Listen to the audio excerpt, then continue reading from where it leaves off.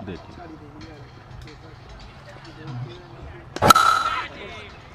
bit drive. Oh, it's a misfielding and a boundary.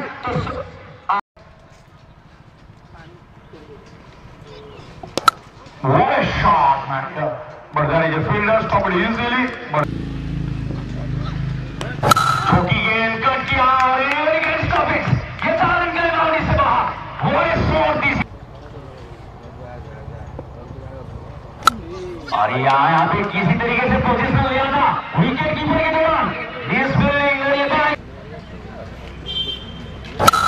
Drive किए हैं cover की दिशा में. फील्डर दो रहे क्या होता.